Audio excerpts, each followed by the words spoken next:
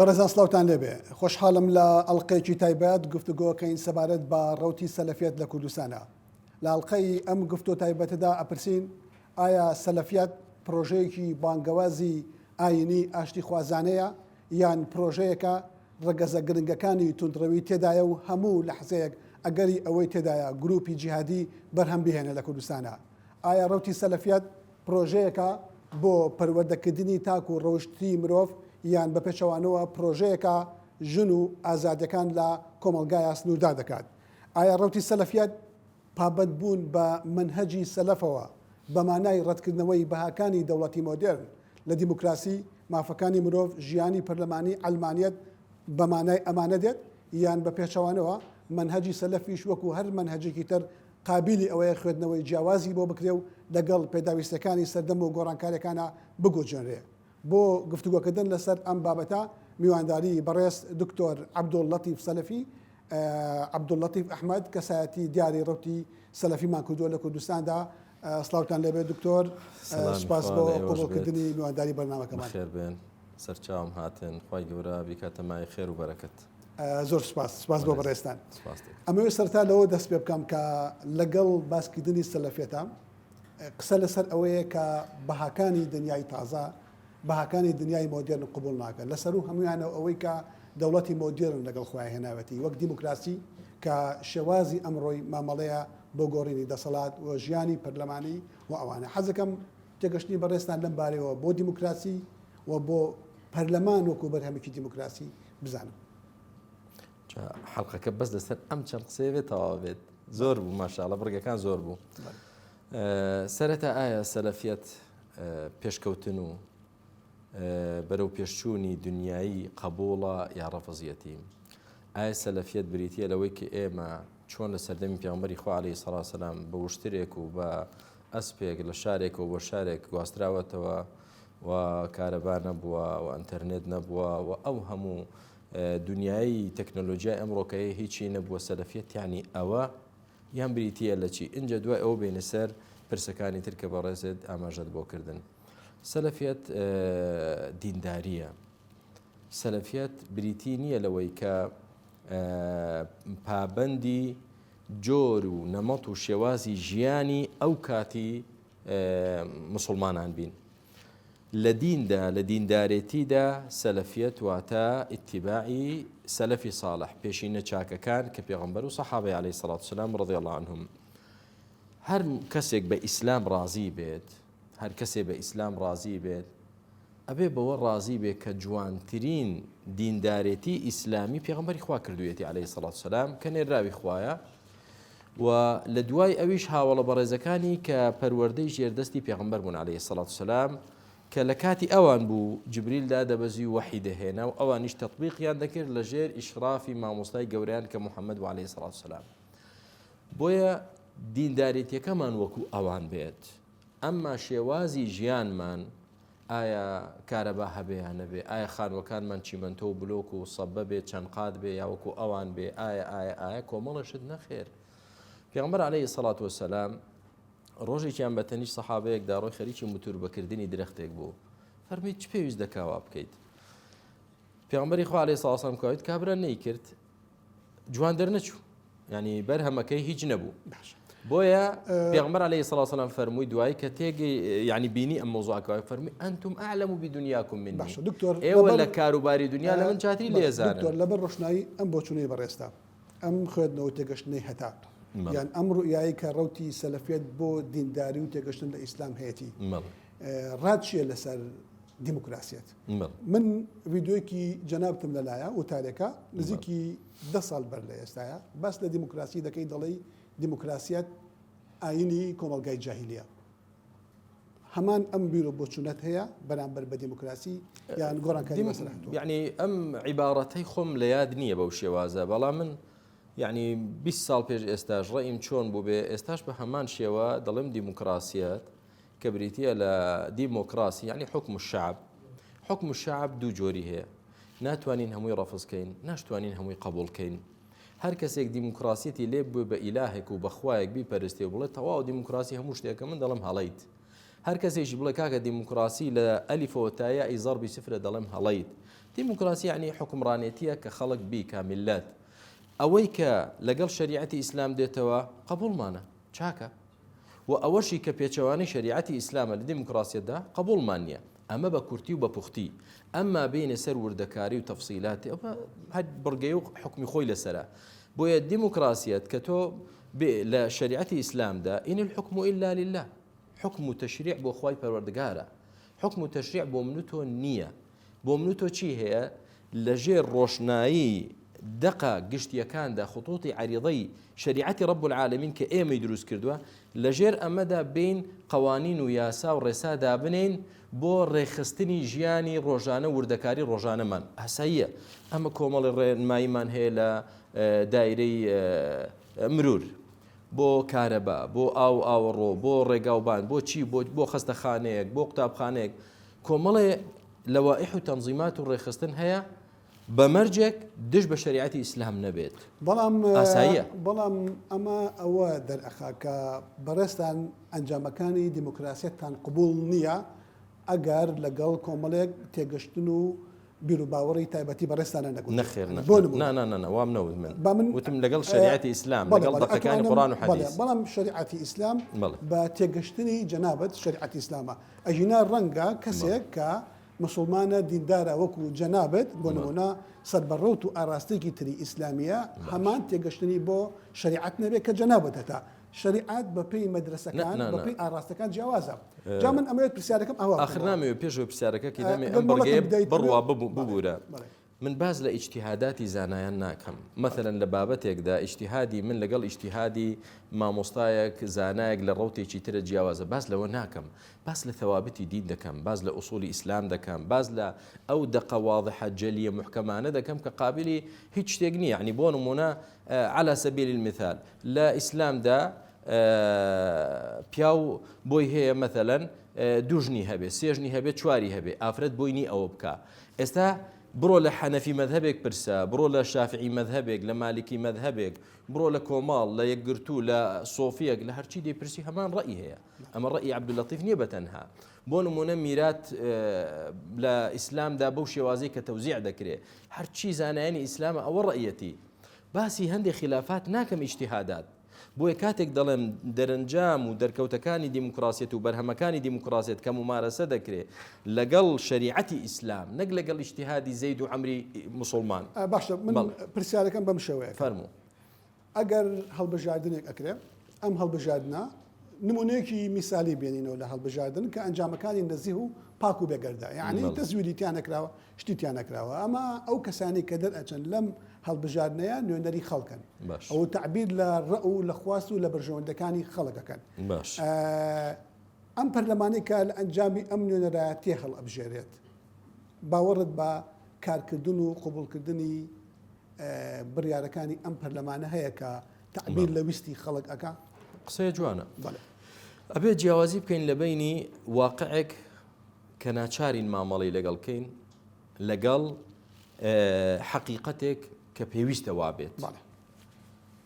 یعنی واقعی ئەمڕۆی بۆ نمونە کوردستانی ئێمە واقعێکی پەرلەمانیە واقعێکی دیموکراسیە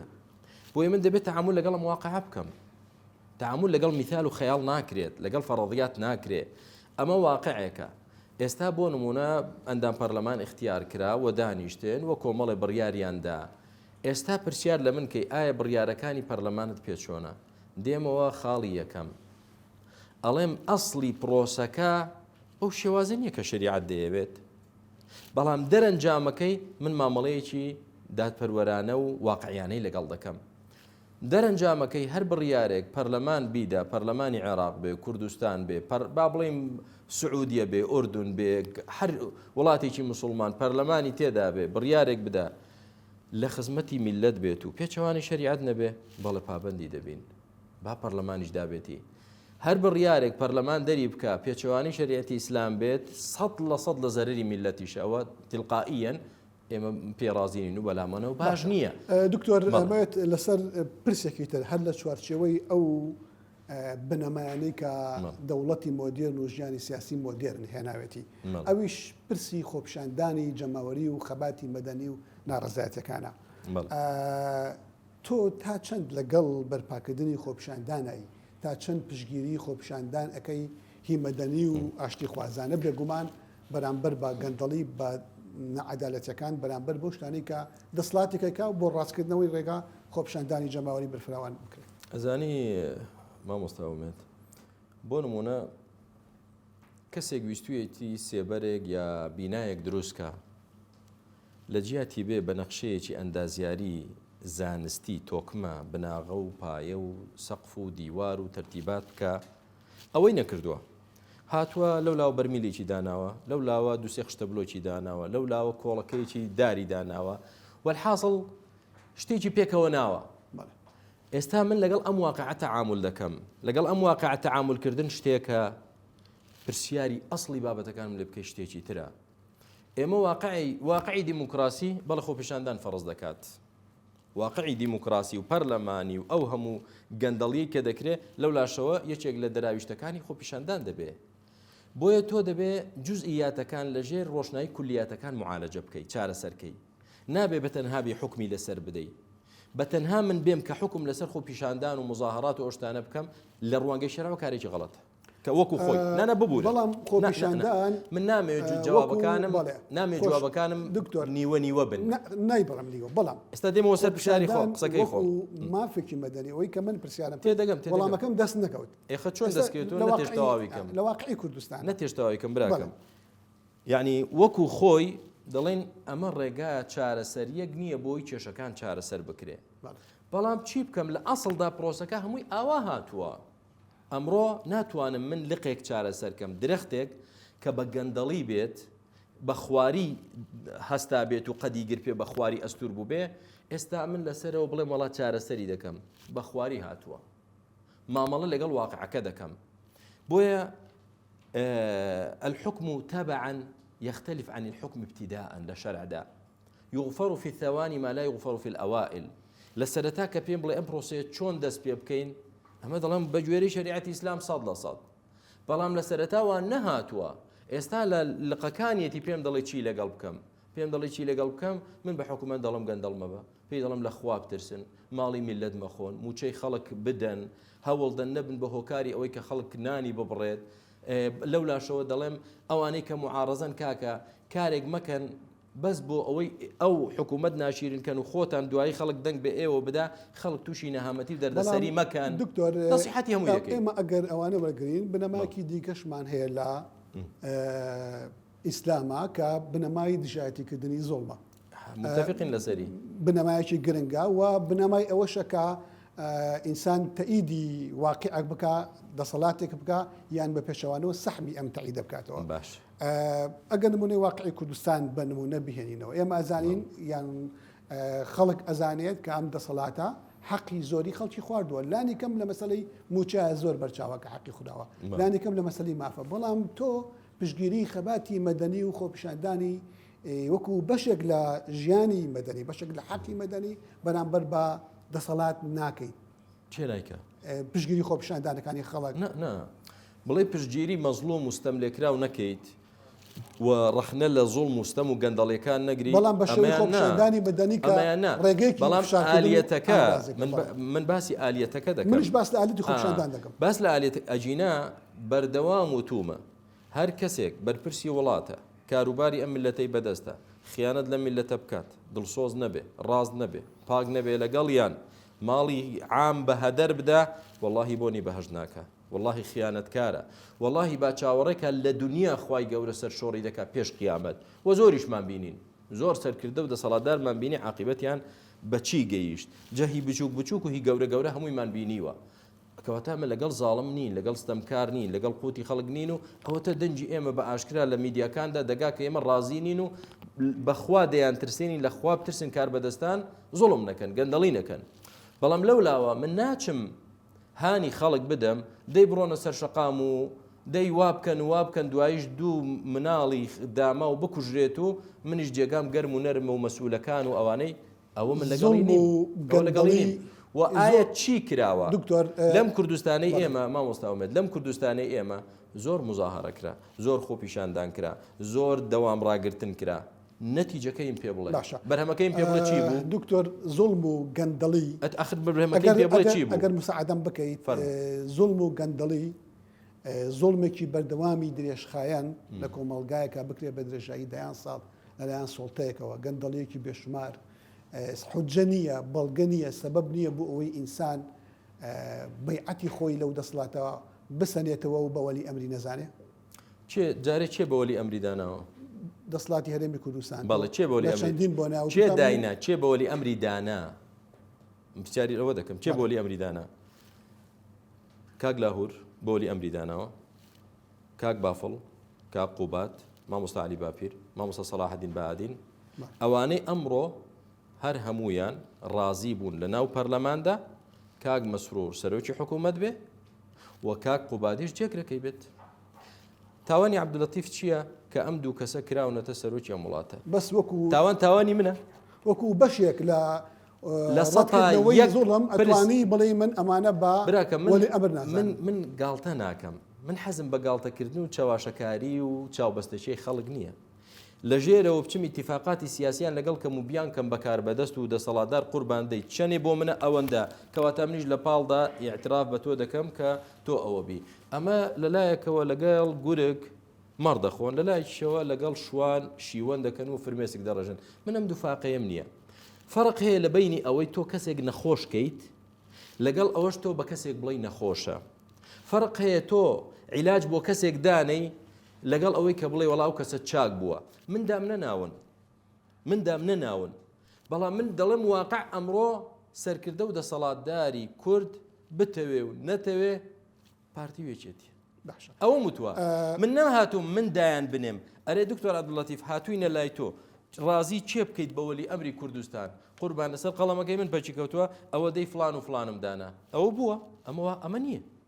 من نەهاتوم ئەو واقعە دروست بکەم بەڵام من وەصفی واقع دەکەم جا کەسانێک دێن ناڕاستی دەڵێن بە درۆ وەصفی واقع من بەڕاستی وەصفی واقع دەکەم دەڵێم ئەمڕۆ کاربەدەستانی هەرێمی کوردستان پارتی و یەکێتین لەو لاوە لێم ڕاست دەبێتەوە کاکە تۆ چۆن بەمانە ئەڵەی کاربەدەست چۆن پێیان دەڵێی وەلی ئەبر و نازانم والله یعنی وەکو چۆن بەم کامێرەی ئەڵەی کامێرا من ئەزمە سەر پرسێکی تر هەر لە چوارچەوەی بابەتی دەوڵەتی تازەیە سەردەمی تازەیە یەکێک لەو چەمکانێک کە بەبڕبڵاوی کارەکە بریتە لە یەکسانی هەمووان بەرامبەر بە قانون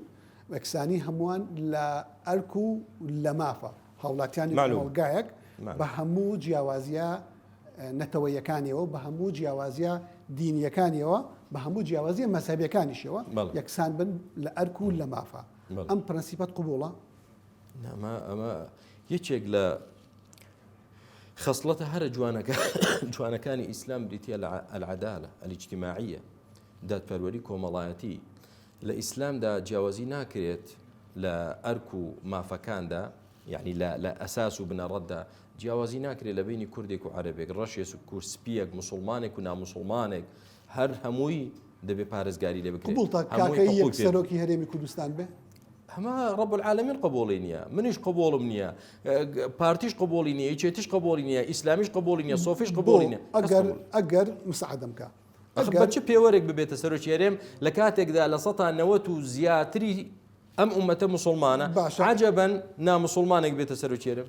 ئەمە لەکوێ عەقڵ و لەکوێ ئینساف و عەدالەتە ئەمەکەی وەرگرتنی مەفهومی عەدالەتە و یەکسانیە لە ئەرک طبعا ئەمە عەدالەتە طبعا ئەمە عەدالەتە ئەی باشە هاوڵاتیەک ئەمە عەدالەتە هاوڵاتیەک لە ڕێگەی هەڵبژاردنەوە ئەو طریقەی کە تۆ جەنابەت تەئیدی پێەکەی نەمتەیدی ناکەم نەمتەیدی دەکەم ئەوەی کە مسەکانی من دقیقن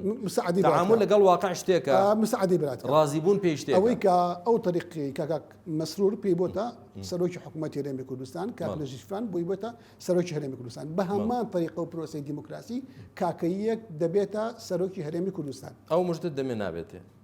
نابێت ئەگەر بوو تو قبولت نییە بەیانە بێت هەر قبولت نییە ئەتیزان پێ ناکەیت لەبەرەوەی دینی جیاوازە طبعا يعني هیچ يعني ڕەواییەک و ئینسافێک و دادپەروەرێک نییە میلەتێکی مسلمان نامسلمانە بکەیتە سەرکردەی قبول نییەشتیوە کەس قبولی نەک عەبدولەتیف قبولی نەبێ و ناژبێت ئەمە ناژبێت یعنی ئەمە فەرەضیاتێکە باسی دەکرێت جاکاری نییە لەسەر بناغی دین لە بینی هاوڵاتیانە هەست ناکەەوە ئەتون و تیژێکی ڕەمزی و معنەویە زۆر باشە دووری بخەیتەوە لە دەسڵاتها لە بەرەوەی کە دینەکەی ئەمە فەرەضیاتێکی نامنصیفانەیە باشە چۆنە ئەی بۆ پرسیارە ناکەی دکتۆر چۆنە ئەگەر تۆ لە ئەمریکا بیتە سەرۆکی ئەمریکا دەبم نابیت میلەتەکە منی ناوێ مسلمانی ناوێ هەروەک چۆن مسلمان کافرێکی ناوێ کافریش مسلمانی ئەگەر میلەتەکە بیوە کێشەی نییە زۆر مسلمان بۆت ئەندامی کۆنگرێس لە ئەمریکا حتا باسا لەوا کرد ئۆباما یەکەمیان نابی دووەمیشیان یعنی لە وەکوتم هەر کۆمەڵگایی کە ئینسان حسابی یعنی ڕێژە و نسبەت بکات دەبێ حقوقی هەمووی بدرێ کاکەی پێویستە حەقی خۆی پێ بدرێ من لەگەڵەوەم حەق خۆی پێ بدرێ چێ لەم هەرێمە دەژێت لەم عێراقە دەژێت دەبێ خۆی پێ بدرێ حەق پێدان شتێکە و حەقی هەموو میلەت پێشێل بکرێت و بدرێتە کەسێکی تر کە جیاوازە ئەمە شتێکی ترە ئەمە ڕەوا نییە بۆیە قسەکەی من کە دەڵێم ناکرێت سەرۆک بێ مانایەوە نیە ناکرێ حەقی پێ بدرێ دەبێ حەقی کاملی خۆی پێ بدرێ دەبێ مافی هەبێ دەبێ حڕیەتی عەقیدەی خۆی هەبێ بە زۆر نابێ بکرێ بە مسلمان نابێ کە زوڵمی لێ بکە نابێ کەستەم لە جوولەکەیەکە لە ناوڵاتدا بێ گاورێک ناوڵاتدا بێ ئەمانە شتێک بەڵام کۆمەڵە قەدەغە هەیە لەسەر ئەو کە هەرگیز ناتوانێت پێی بگا ناتوانێت بگاتە ئەو پۆستە باڵایانی لە بەروی لە بابچێ لەو کۆمەلگای خۆی پێی بگا مسلمانیشی با لە کۆمەلگای خۆی پێ بگا بۆ لە کۆمەلگای من پێی دەگا یعنی بێمە ناو عایلەکەی تۆ بڵێم کاگومێت خۆت و خێزانت و مناڵەکانت دەبێت قبولکەن من سەرپەرشتیاری ئەوە دەکەم لە مۆدووە قبولتە کاک دڵما مۆستا کۆمەلگای تۆ نیە ئێرە چیت داوا لە ئێمە من خێزانی خۆم هەیە و تەواو بەس ئەو نمونەیە زۆر جیاوازە لەوەی وڵاتیان بەڵێ جیاوازە بەڵام هەرکو مافە هەبێ بە عەکسەکەی جیاوازە خۆ دزینەوەی لەوەی کە جاکاریەک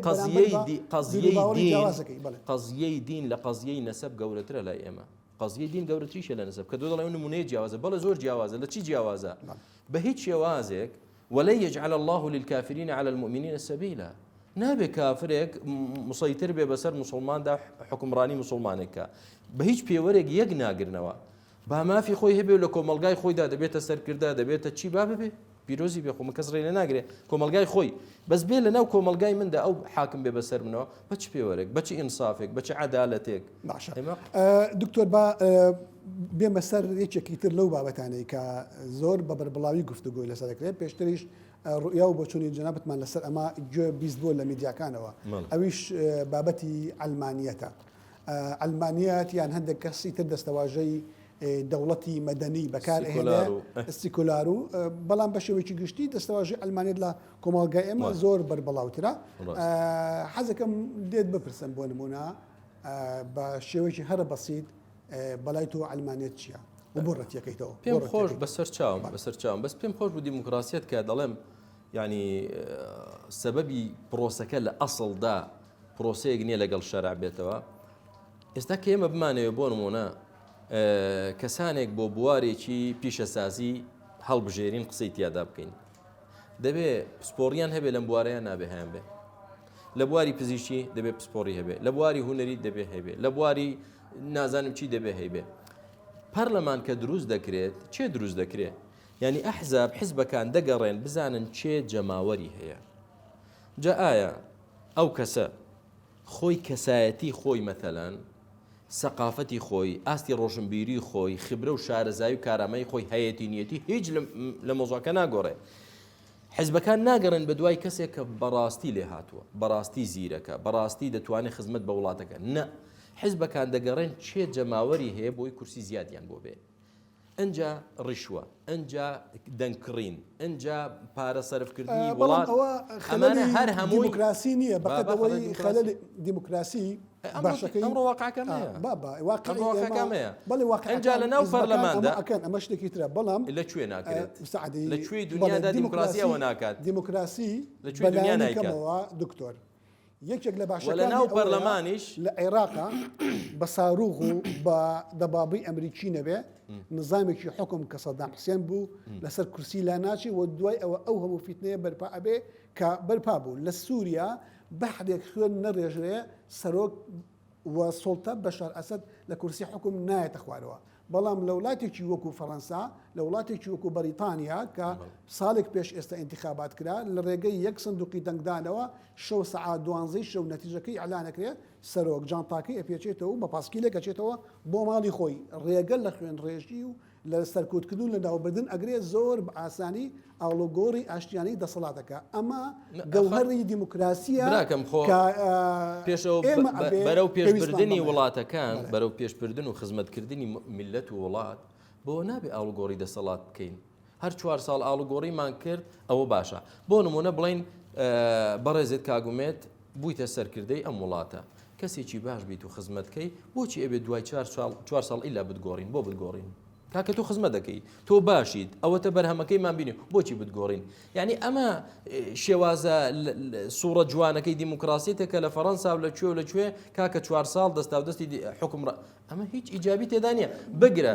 شەرشەل سەرۆکی پێشووی بەریتانیا دەڵێ دەڵێ فاشلترین نظامی دیموکراسیە بۆ 4 ساڵی هەیە ئەم 4 ساڵە جارێ ساڵێکیان خەریکی تەزویرات و دەنگکڕین و دەنگکۆکردنەوەی تاوەکو پێی دەگا کە پێی گەیشت ئەوەتەی ئێمە چەندێکە دەنگدان تەواو بۆ تا ئێستا دانەنیشتووە تا ئێستا پەرلەمان دەژڵێن سێ مانجی تریش مۆڵەتیاندانێ پشووی هاوینە هیچیان کردووە جارێ بەهەرحاڵ تا ئێستا حکوومەت پێک نەهێنراوە اینجا کە حکوومەت پێکات ئەم حکوومەتە ئیش لە چی دەکات بیر لەوە دەکاتەوە 4 ساڵی تر لا دەچێ دەی هەوڵدەم دەنگ بکڕم هەوڵ نادا وڵات ئاوادانکە هەوڵ نادا خزمەتی میلەتکە هەوڵ دەدا بەو پارە و سەلاحیات و سوڵتەیی لە دەستێتی بتوانێت 4 ساڵی دواتریش زامن کە بەس ئەو هەوڵی زامنکردنا باشترین هەندەرە بۆ ئەوەی دەسەڵاتێک خزمەتی میلەتەکەی خۆی بکات ئەگەر دەسەڵاتێک کام خزمەتە ئەگەر دەسەڵاتێک لە سندوقی ئینتیخابات بترسێ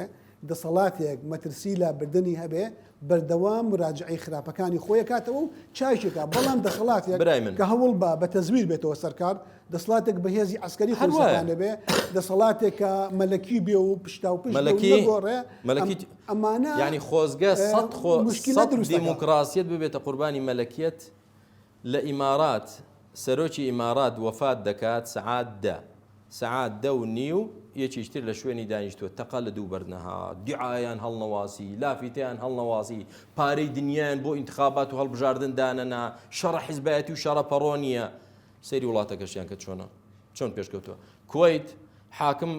حاکمی کوێیت وەفات دەکا بۆ بەیانی خەڵک لە خەبەر دێ هەرێ چی وەڵام ئەم شو حاکم وەفاتی کرد و ناشتیان و ئێستا یەکێکی ترە ئەمان وڵات بەرەو پێشەوە دەچێ ئەمە سعودیەیە ئەمە قەتەرە ئەمە برای بەڕێزم ئەسڵەن جارێ ئەو دەسەڵات ئاڵوگۆڕ کات و چی کابرای دەسەڵات 4 ساڵ هەر فریادەکەی خۆی قایم کات و کورسەکەی لە دەست نێچێت و ئەوی تریش مسۆگەرکە فریای خزمەتکردنی میلەت ناکەوێت دکتۆر با بینەوە سەر بابەتی ئەلمانیەت فەرموو ئەلمانیەت براکەم جارێ ئەلمانیەت لە لوغەکەی خۆی سیکۆلارە ئێمە بە ئەلمانیەت کە باسی دەکەن سیکۆلار یعنی لادینی لە چیدا لادینی دوو جۆر لادینی هەیە لادینی جزئی هەیە لادینی کولی هەیە لادینی کولی یعنی فەصل الدین عن الحياة بالكلية دین پەیوەندی بە ژیانی خەڵکەوە نییە تەوە خۆت لە خودی خۆتدا لە ماڵی خۆت مسلمانی جوولەکەی گاوری بوذی هەرچی هەی ببە بەڵام کە لە ماڵی خۆت هاتیتە دەرەوە بگرە لە ناو ماڵی خۆشتدا کۆمەڵە قوانینت بۆ دادنی ئەلمانیت ئەوەش نابێ لەگەڵ دینەکەت بێتەوە مناڵتە مەثلەن تو ڕەبووی لە مناڵەکەت دێ لێت دەستێنێت و نابێت ئەو مناڵەت لێ ئەبات بەهەرحاڵ نابێ بە کچەکەت بڵێ کچی من ئەو شتە بکە باشە نابێ بە کوڕەکەت بڵێ کوڕم دەبێ نوێشکەی نابێ بە ژنەکەت بڵێ ژنەکەم ئەو شتە ئەوانە بۆ دنیە یعنی تۆ هیچ سەلاحیەتێکت نییە سەلاحیەت تەنها چییە لە ئەسڵدا بۆ دروست بوو دەوڵەتی دینی کەهەنووتی مەسیحیەت کە هەبوو لە فەڕەنسا کەسانێک بە ناوی خواوە ڕیجال الدین پیاوانی دین بە ناوی خواوە خەڵکیان دەچەوساندەوە بە ناوی خواوە شریعەتیان دادەنا بە ناوی خواوە چی فەسادیە دەیان کرد ئەو تەبەقەیەی کە دروست بوو وای لەوە کرد شۆڕشێک دروست بێت شۆڕشی ئەلمانی کاکە ئێمە بە حکوومەتی دینی رازی نین کام حکوومەتی دینیە حکوومەتی ئەوێ ئەو ڕیجال الدینە فاسدانەی نەسڕانیەتی ئەوێ حكومة علمانيا هنا حكومة علماني بريتيا لشي حكومة علمانية كاكا فصل الدين عن الحياة دين أوان ده دين بيزاري كردمون أو دين السقطية أوان أوان ده رقيان لدين بوان لها دين من هرناويت باشا رد فعلي شي زور قاسيبو دين من هرناويت جاء أما كدين دنويت أما لإسلام ده ضربي دكتور أما علمانيات وك هر بابتي كتير پێناسی جیاوازی هەیە و مێژ لە ڕووی مێژوویەوە مساعدەم کە جێبەجێکردنی جیاوازیشی هەیە. ئەلمانیەت هەیە بە مۆدێلی ئەوەی یەکێتی سۆڤێت نمونەیەکی خراپە سەری لە کوتکاریەوە دەرچووە ئەمانە ڕاستە بەڵام بۆچوونی هەر بربڵاو و هەر قوبولکراو لە ئێستای دنیاە ئەوەیە ئەلمانیەت بریتە لە بێلایەنی دەوڵەت بەرامبەر بە هەموو نەتەوەیەک بەرامبەر بە هەموو ئاینێک بەرامبەر بە هەموو گروپێک بۆ ئەوەی دەوڵەت بتوانێت بە یەک چاو سەیری هەمویان بکە بە یەک دەست خزمەتی هەمویان بکە. سەرنج بدە دکتۆر ئەو ئاینداری کە جەنابەت هەتا ئەو ڕۆتی سەلەفی کە جەنابەت هەتا ئەگەر لە دەوڵەتێکی ئیسلامیە بیت بۆ نمونە لە ژێر دەسەڵاتی حەماسا بی لە غەزە کە دەوڵەتێکا بێت نایڵند مزگەوتێکت هەبێت باشە هەر تۆ بتەوێت لە ژێر دەسەڵاتی جمهوری ئیسلامیە بی کە دەوڵەتێکی ئیسلامیە و شریعەت بە مۆدێلە شیعەکە جێبەجێەکە نایڵێ هەبی و لە سعودیەش بۆ نمونە ڕێگە نادا بۆ نمونە ڕەوتی مەذهبی جیاواز هەبێ. قسەکە لەسەر ئەمەیە ئازادی ئاینداریش تەنها لە ناو دەوڵەتی عیلمانیایە نەک لە ناو دەوڵەتی دینیە. ڕاچی باش براکەم جارێ دەبێت جیاکاری بکەین لە بینی کەسە دیندارەکان لەگەڵ خودی دین کە بریتە لە بەرنامە و شریعەتی ئەو خوای کە منیش و تۆش و ئەرز و ئاسمانیشی دروست کردووە. دین وەکو خۆی حاکم بێ لە وڵاتدا حکمی پێ بکرێت کابرایی جوولەکەش خوای گەورە دەفەرمێ لا ئیکراها فی الدین گاوریش لا ئیکراها فی الدین حەقی خۆیەتی و ئیسلام فێری کردوین دەقی ئایەتی قورئانە نەک ئیجتیهاد بێ و من بێم ئێستا مجاملە بکەم دەقی قورئانە دەفەرمێ لا ينهاكم الله عن الذين لم يقاتلوكم في الدين ولم يخرجوكم من دياركم أن تبروهم وتقسطوا إليهم. خوای گەورە ڕێگەتان لێ ناگرێ کە چاک بن بەڕ ئەن تەبەڕوهم چاکە بکەن لەگەڵ جوولەکە و گاور چاکەیان لەگەڵ بکەن خوای ڕێت لێ ناگرێ و لەگەڵیان دادپەروەر بن بەمەرجێک ئەو لە ماڵەکەی خۆت دەرد نەکا زوڵمت لێ نەکا ئێستا مەثەڵەن جوولەکە ئەمە پەیوەندی چییە بە بابەتی بێلایەنی ئێستا خزمەت دەکەم بێلایەنی دەوڵەت تۆ بەم مەفهومە قبوڵیان پرسیارەکەت کرد وەڵام دەدەمەوە. خودی دین کە حاکم و سەروەر بێت مافی هەمووی دەدات مافی جوولەکەش دەدات ڕێی لێ ناگرێ. ئەمما تۆ نمونەی بۆ نمونە داعشم بۆ بێنیتەوە نمونەی حەماسم بۆ بێنیتەوە کە هەر کەسێک لەگەڵ سیاسەتی حەماس نەبێ لە غەزە تعزیب دەدرێت و لی دەدرێت نمونەی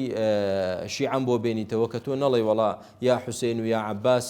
جێت نابێتەوە کاکە ئەمە نمونانە بۆ من مێنەوە هەر کاتێ ببوورە هەر کاتێ وتم پێ بڵێ کە ئەوەی کە جەنابەت دەیڵێ دەوڵەتێکی ئیسلامی هەبێ بەس مۆدێلی سونە یا بە مۆدێلی شیعە گرنگ نییە بەڵام دەوڵەتێکی ئیسلامی بێ مافی کەمینەی ئاینی مەذهبی قومی پاراستن. هایا چۆن نییە براکەم یعنی بۆ نمونە یعنی لە کوێیتەوە بگرە بۆ قەتەر بڕۆ دەوڵەتێکی ئیسلامیە کۆی دەوڵەتێکی ئەلمانی دەوڵەتی شریعەت ئەبەد ئەلمانی نییە لە کەلیمەی ئەلمانی لە دەمی ئەوانە ناتۆ بڵێن ئەمە ئەلمانی ئەبەدەن ئەمە دەوڵەتی شریعەت نییە. ئەگەر ئەلمانی بێ مەلەکی نابێ براکەم دوشتی زۆر لێک جیاوازن وەرە سەیری ئیمارات کە ئیمارات کەی وتوێتی ئێمە ئەلمانین سعودیە کەی وتوێتی ئەلمانین لە ناو سعودیە شیعە هەیە لە ناو سعودیە سۆفی هەیە لە ناو سعودیەوە تا گاورە و دەچێت و بۆ سیاحەت و سیاحەتی خۆی دەکات لە سعودیە کەی ڕێیان لێ گیراوە. بۆیە من نەموتووە کاکە با دەوڵەتێک دابنین وەکو داعش دەوڵەتێک دابنین وەکو نازانم جندولچی من دەڵم ئیسلام پرسیاری ئیسلام دەکەم لەگەڵ مەبدەئی ئەلمانیەت نابێت دین تەدەخولکە یعنی پرسیارێک دەکەم ببوورە پرسیارێک دەکەم یعنی جیاکردنەوەی فەصل الدینی عن الحیات یعنی دین پەیوەندی بە ژیانی خەڵکەوە نەبێ یعنی چۆن دەچیتە قوتابخانەیەک ئێستا بۆ نمونە لە تورکیا تا تورکی ئەلمانی لە تورکیا ئافرەتە بۆی نییە حیجاب بکە لە فەڕەنسای ئەلمانیەت بۆی نییە وەڵا بۆ زانکۆ حیجاب کاکە ناڵێ ئازادی بۆچی ئازادی دەدەیتە ئەو کچەی کە ڕووتە بۆچی ئازادی نادەیتە من کە لەچکەیەکم من بۆ ڕێگام نادەی دکتۆر پێشت کەوتم کە ئەلمانیەت نمونەی خراپی هەبووە وەک نمونەی ئەلمانیەتی ئەتاتورکی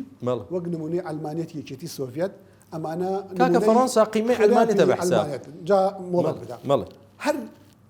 ئەو ئیسلامیانەی کە لە وڵاتە عەرەبیەکانن سەرکردەی گروپە ئیسلامیەکانن سەرکردەی حرەکاتی جیهادیشن کە لێرە لەژێر دەسەڵاتی ئێرە ڕاو ئەندێن و ڕائەکەن لە ناو ئەوروپا جێگایان دەبێتەوە جێگایان دەبێتەوە ئەژین لەوێ کڵێسە ئەکڕ و ئەیکەن بە مزگەوت ئەنجا تۆ من ئەمە بڵێم ینی ئەلمانیەت ئازادیەتی دین نییە و فەصلە دین ئەن حیاتیش نییە چونکە خۆی ئەوەیە براکەم تعریفەکەی ئەوەیە ئەوە تعریفێکی خۆی دوو تعریفی هەیە علمانیەتی جوزئی و کولیمان هەیە ئەمە علمانیەتی سێم کە بەڕێزت بیهێنی و تعریفی بۆ دانێ من ئیشم بەوە نییە ئەو علمانیەتی کە هەیە هەرچی قەوامی سەبی خوێن و دوو جۆرە علمانیەتی جوزئی دەڵێ فەصل الدینی عن السياسة وإدارة الدولة فقط علمانيتي كلي فصل الدين عن الحياة تو بودنيا لا تشكش بكي كاكا خو من افريتي كذا من حكم بري ونابم ايشي بايونيا نا بودنيا نابي لا تشكي نابي ولا مزقوت بكي توتشي بكي انجاز او سركرداني كلولات اسلاميه كان وراده كان بو اوروبا ودا انجلترا خوي اما بريزت بجانبي شي ايجابي ديبيني بلام لا اصل ده سببي فتنه واشوب اويا كاواني بفكري شي تندوا نالم هموي بلام زوربي کە لە ئاژاوە و فیتنە دەگەڕێن فکرێکی توندڕەویان هەیە فکرێکی تەکفیریان هەیە وڵاتە ئەوروپیەکان دەڵێن بەخێر بێن بۆچی بۆ تێکدانی وڵاتانی موسڵمان یعنی بۆ من دەچیتە وڵاتی وەکو بەریتانیا وڵاتی بەریتانیا ئەوانەی کە جێگایان دەکرێتەوە مەثەلەن لەوێ کوردستانی ئێمەیان پێ دارالکوفرە و خوێنی زۆرێک لە خەڵکیان پێ حەڵاڵە هەر کەسێک بۆ نمونە ئەوەی یەکێتی بێ ئەوەی پارتی بێ ئەوەی لەگەڵ حکوومەت بێ ئەوەی کافریان نەکە خوێنیان حەڵاڵە ئەمانە بەخوا تۆ پێشەمویان خوێنت حەڵاڵە بۆ چکۆ تۆ باسی ئەلمانیەت دەکەی بەریتانیا ئەوانەی گرتۆتە خۆی باشە ئەمانە ئایا عەجەبەن باسێک ڕەخنەیەک دەگرن لە وڵاتی بەریتانیا و لە پادشای بەریتانیا و مەلیکی بەریتانیا و نا ئیشیان بەوە نییە چاک دەزانێت بەدە پەنجە پێی مۆرکردوون ئێوە دەبێت پابەندی بڕیار و یاسای وڵاتەکە بن ئەنجا جنسی پێداون بەڵام وای لێ کردوون حڕیەتی پێداون دەی بەرامبەر وڵاتەکانی خۆتان ئاگر بکەنەوە خەڵک دروستکەن تەنزیم دروستکەن بۆی دائیمەن ئاژاوە لە ناو وڵاتی موسڵماناندا هەبێ کاکە ئەمە تۆ بە ئیجابی دەیبینی بە سلبی دەیبینی تۆ بە سلبی دەیبینی تۆ لە ڕووی یاساکانەوە ئێستا ئەو نەوعا لە ئەلمانیت کە لە دنیاە برەوی هەیەکەوتم بێلایانی دەوڵات ئەمە تەنانەت ئەوەشی قبولەکە شریعەتی ئیسلامی وەکو یەکێک لە سەرچاوە گرنگەکانی تەشریع لە وڵاتە بوونی هەبێت ئاخرەمە سەدەقەی و خێرێکە پێمان دەکات ئەمە لە ئێمە مەرفوزە 100% یعنی ئەبێت هەموو یاساکان سەرچاوەکەی شریعەتی ئیسلامی بێت بەڕێی جەنابەت کولیات دەڵێن ئەجینا بۆ نمونە لەژێر کولیاتدا ڕێسا و یاسا و لەوائحدا دەندرێ بۆ ژیانی وردەکاری تێگڕای کۆمەلگا ئەمە من و تۆ دایدێنین مشکلە نییە لە مەسلحەتی میلەت دابێ بەڵام نابێت لە خطوتە عریضە گشتیەکانی ئیسلام تێک بگیرێت نابێت تێک بگیرێت بۆچی مامۆستا ئومێدیان سەبەب چییە سەبەب ئەوەیە ئینسان تۆزێ بە ئینساف و بە ویژدانیەوە قسە بکە کەسێک یاسا بۆ خەڵک دادنێ عەقڵی هەبێ یا بێ عەقڵەکان دایدێنێن بەدەهەیە جوابەکە چییە عاقڵ دەنێ کاچی عاقڵ مادەم تۆ عاقڵی و دەڵێ من یاسا دادنێن بۆ میلەت زەحمەنەیە پرسیار لێ دەکەین عەقڵی تۆ چاکتر دەزانێت یا ئەو خوای کە تۆش و عەقڵەکەشتی دروست کردووە ئەو چاتر دەزانێت بەرنامە بۆ تۆ دابنێ یعنی سیارەیەک دەکڕیت یەکسەر لە چەکمەجەکەی کەتەلۆکەکەی تێدایە دەفتەری تعلیماتی تێدایە ئەو سیارە کام مەعمەل دروستی کرد هەر ئەویش ئەو کتابی تعلیماتی وردی سیارەکەت پێ دەڵێت دەکرێت ئەم دەفتەرە فڕێدەین کەتەلۆکەکە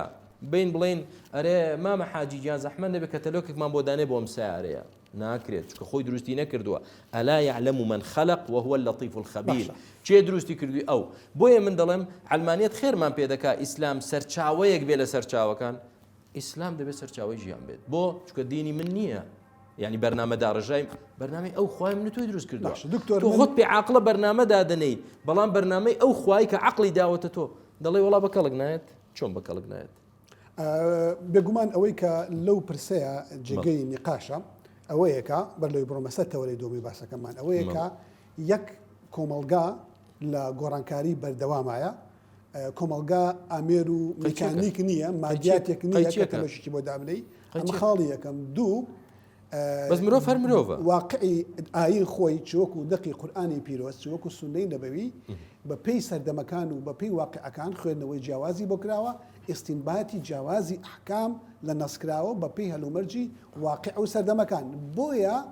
تەماشاکردنی شریعەت وەکو کەتەلۆکێک بۆ هەموو سەردەمەکان بەبێ ئەوەی عقل ئیشی تیابکە بەبێ ئەوەی واقع عقل باشی تیابکە چارچەوەیەکی هەڵەیە عقل تیشی تیابکە کاکە مناڵێن عقلشی تیانەکە کۆمەڵە شتێ پێی دەوترێت نەوازل یعنی شتە تازە دروست بووەکان تازە سەر هەڵدراوەکان ئەوانە دێن عقل ئیشی تیا دەکا بۆ ئەوەی حکومەکەی بدۆزێتەوە لەو دەقانەی کە 1400 ساڵ پێشدا هاتووە عقل چۆن ئیش ناکە لە ئیسلام عقل ئیش دەکا ئەو عقلەیە وا لە ئێمە دەکا بڵین خوایەک من و عقلەکەشمی دروست کردووە زۆر لە من باشتر دەزانێ ئێستا تۆ نازانی ناو عقلی تۆ چی تێدایە دەزانی مامۆستاومێت نازانی ناو لاشەی تو خوای گەورە دروستی کردووی معقولە ئەو لە تۆ چاتر نەزانێ و لە من چاتر نەزانێ بۆی براکەم دەڵێن دنیا پێشکەوتن و لە گۆڕانکاریدا کەس نێ و تۆ لە گۆڕانکاریدا نییە بەڵام ئایا کە دنیا بەرەو پێشچوو یعنی لەمە دوواقی ناکە بە زینا حەڵال بێت لەمە دوواقی ناکە بە خیانەتکردن حەڵال بێت دین ئەوە دین ژیانت بۆ ڕێک دەخا بە شێوازێک کە تۆ بەختەوەر بی سەربەرز بی سەعید بی کامەران بی دین ئەوت بۆ ڕێک دەخا دین نایە مافت لێت زەوتکە دین پێت دەڵێ بۆ نمونە دوو ڕێگا هەیە بۆ پارە پەیداکردن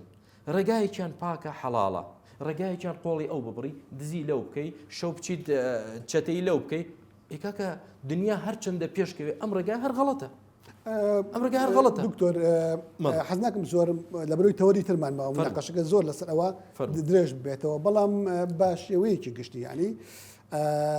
عەقڵ بنەمای سەرەکیە بۆ تێگەشتن لە واقع و بۆ تێگەشتن لە نصوصی ئاینیش بەشێکی گەورەی کێشەی بیرکردنەوەی ئیسلامی بیرکردنەوەی مرۆڤی ئایندار ئەوەیە کە عقل و هزری خۆی لە چوارچێوەی کولتورێکی ئاینی سەردەمەکانە قەتیس کردووە نەک عقل و بیرکردنەوەی ئەم سەردەمە مامەڵە لەگەڵ نصوصەکان بکە بۆ بەرەمهێنانی ئەحکام لەدەق بەس ناچمەوە ئەو نمونە براکە ناچینەوە سەری من خەڵکی سلێمانی نیم بۆ نمونە هاتمە سلێمانی نەخۆشم دکتۆرێکم پێویستە کاچی تەکسی ڕادەگرم جەنابی تەکسی زەحمە نەبێ من شارەزانیم تۆ بمگەێنە بە دکتۆر تەکسیەکە منی هێنا گەیاندمیە دکتۆر و چوومە لای دکتۆر فەحس و تەحلیلات و پێوتم نەخۆشەکەت ئەوەیە علاجەکەت ئەوەیە کە دێمە دەرەوە تەکسی دەڵێت چی بۆنش دەڵم ئەوە دەڵوازی لێ بێنە کاکە چۆن وازی لێ بێنم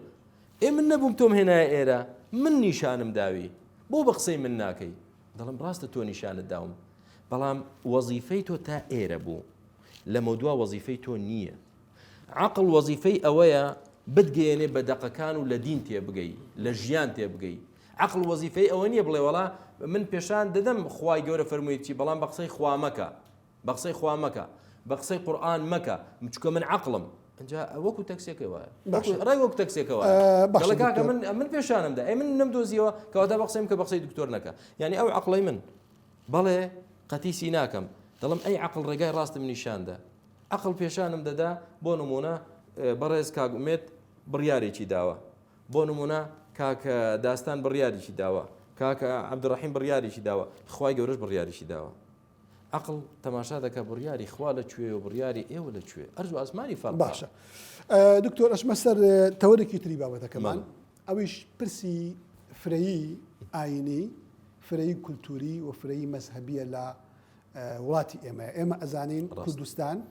بەتەنها یەک ئاینیە مسلمانیتیە مەسیحیتایە بەتەنها لە ناو مسلمانە بەتەنها سونە مەزهەب نیە شیعە هەیە و کۆمەڵێک گروپ و ئێتنیکی ئاینی تریش هەیە مەسەلەی کاکەیە مەسەلەی ئێزدیە مەسەلەی ئەمانەیە زۆر جار ئەگوتێت بیرروباوەڕی سەلەفیەکان مەترسی لەسەر ئەم پێکەوە ژیانە دروست ئەکا و ئەیان سڕێتەوە و لەم بابەتەیە بەڵێ والله نەمزانیەوە یەکەم جارە بێبیستم لە چ ڕوانگەیەکەوە سەلەفیەت مەترسیە مەسەلەن بۆ نمونە بۆچوونی ئێوە باوا دابنی سەبارەت بە مەزهەبی شیعە چییە ئایا شیعە بە مسلمان ئەزانن يعني شيعة وغير شيعة لا دربت لا قرآن لا سنات لا مذهبي السنة بە حەجمی خۆی حکمی لەسەر دەدرێت بە حەجمی خۆی ئەمما بڵێ ئەمە ئێمە بڵین شیعە کافرە ئەبەت لە ژیانمدا من ئەو قسەیم نەکردووە تێگەشتی براکەم و ئایا ئیسلام یعنی مەثلەن سنە مامەڵە لەگەڵ شیعە دەکات و وجودیان هەبێت و حڕیەت و حەقیان هەبێت بێگومان چۆن مامەڵە ناکە وجودی هەیە ئایا مامەڵە لەگەڵ سۆفیەک دەکەی بەڵێ مامەڵی لەگەڵ دەکەم وجودی هەیە و حەقی خۆی هەیە تێگەشتی با بژڵێم ڕاست نییە با بەڕاستیشی نەزانم بەس بە زۆر من شتی لەسەر بسەپێنم بە زۆر ناسەپێ براکەی من ئەنجا کەسێک کە تۆزێک ئاگای لە واقعی یعنی مێژووی کوردستان بێ لە خلالی 15 ساڵێکدا دەزانێت سەلەفیەت تەنها سەبەبی ئەمن و ئاسایش بوون لە وڵاتەکەدا و سەبەبی پێکەوەژیان بوون یعنی سەلەفیەت بەرامبەر داعش مووقیفمان هەبووە بەرامبەر قاعیدە مووقیفی هەبووە بەرامبەر هەر ئاژایی و پشێویەک مووقیفی هەبووە بەڵێ ڕەخنەگرتن یەکتر گەورە دەکات ڕەخنەگرتن بینایە بەڵام یەکتر زەڕبکردن و نەفیکردن نییە لە سەلەفیەتدا من بڵێم وڵاکاکە گیاندەی شمشێرێکم بەدەستە بۆ نمونە سپەینێ من حکمم بەدەستە مثلا کاکە دەی ئەوەی سەلەفی نەبێ بیگرن سجنی کەن بیکوژن ئیعدام پشتیوانی برام ئاساسی نییە شتە باسی ڕووی هزری و فکری تێڕوانین ئەەکەم بەرامبەر بە مەذهب و اختلافاتی مەذهبی و دینی بۆ نمونە بابەتی شیعەم باس کرد زۆر قەولێک ئەوە چێتەوە کە ئاڵێ ئەوەی کە گومانی لە کافرێتی شیعە هەبێ خۆی پێی کافرە بێ و شیعە بەو ئاعتقادانەی کە هەیەە بەرامبەر سەحابە و بەرامبەر بەوانە ئەمە ئێوە ئەمە ڕەت ئەکەن هەر کەسە تێڕوانینی خۆی هەیە یا ئەنجا لە ئیسلامدا شتێکمان پێوترێ حکمی مطلق و حکمی معین حکمی مطلق جیاواز حکمی مطلق دەڵم هەر کەسێ هاوار کە غەیری خوا کوفری کردووە هەر کەسێ جنێو بە سەحابە بدا کوفری کردووە هەر کەسێ تۆمەتی ناپاچی بداتە پاڵ دایکی مەدەرەن کوفری کردووە حکمی عام شتێکە مطلق